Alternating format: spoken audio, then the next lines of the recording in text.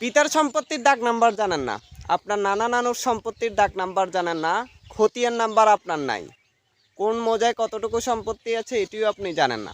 এখন কিভাবে বের করবেন? শুধু এটা জানেন যে আপনার ওই মৌজায় আপনার দাদার নামে সম্পত্তি আছে বা আপনার পিতার নামে আছে বা আপনার মাতার নামে আছে, এই তথ্যটি জানেন। তাহলে কিভাবে দাগ বের করবেন, কিভাবে খতিয়ান বের করবেন, কিভাবে দলিলপত্রগুলো বের করবেন, এই বিষয়গুলোর জন্য আমি একটি কথা বলবো। আপনাকে প্রথমেই ওই মৌজায় কোন দাগে কতটুকু সম্পত্তির মালিক তা বের করতে হবে। এখন দাগ নাম্বার তো আপনি জানেন না, কিভাবে দাগ নাম্বার বের করবেন?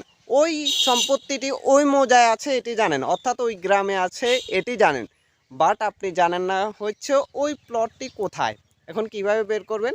আপনি একটি কাজ করতে পারেন, ওই গ্রামে যাবেন, যাওয়ার পর আপনার পিতাকে বা আপনার দাদাকে বা আপনার দাদুকে ওই গ্রামে গেলে মায় মুরব্বী যারা আছে তাদের যখন জিজ্ঞেস করবেন যে এই ব্যক্তিকে চিনেন কিনা, স্থায়ী বাসিন্দারা অবশ্যই আপনার দাদাকে চিনবে বা আপনার পিতাকে চিনবে বা আপনার দাদা দাদুকে চিনবে, একটা না একটাই চিনবে।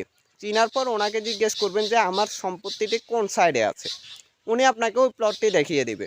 ওই প্লটটি দেখিয়ে দেওয়ার পর আপনি যদি নকশা সম্পর্কে অবগত থাকেন বা নকশা যদি বুঝেন, তাহলে ওই নকশাটি দিয়ে আপনি উনি কোন সম্পত্তিতে মালিক আছে, অর্থাৎ ওই সম্পত্তিটির দাগ নাম্বার কত, বিএস দাগ কত, সিএস দাগ কত, এস এ দাগ কত, তা আপনি বের করতে পারবেন। এর জন্য প্রথমেই কিন্তু ওই প্লটের ধারে যেতে হবে, প্লটের ধারে। এখন আপনি যদি নকশা না বুঝেন কি করবেন?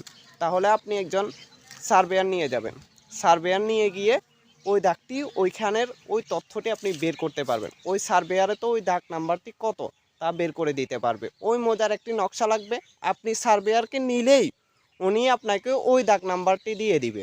এখন দাগ নাম্বার বের করা হলো, এর পরবর্তীতে আপনি যদি ওই সার্ভেয়ারকেই বলেন যে আমার খতিয়ানটি বের করে দেন, তাহলে উনি আপনার খতিয়ানটি বের করে দিতে পারবে। বা অনলাইনে যদি থাকে তাহলে অনলাইন থেকেও আপনার খতিয়ানটি বের করতে পারবেন। সেমভাবে আপনার দলিলটি কত সনে হয়েছে তা কীভাবে বের করবেন? দলিলটি তল্লাশি দিবেন, এই তো পেয়ে গেলেন আপনার পিতার সম্পত্তির তথ্য, আপনার দাদার সম্পত্তির তথ্য, আপনার নানা নানুর সম্পত্তির তথ্য। এইভাবেই বের করবেন, কোনো হয়রানির শিকার হওয়ার দরকার নেই, কারো কথায় শুনতে যাবেন না।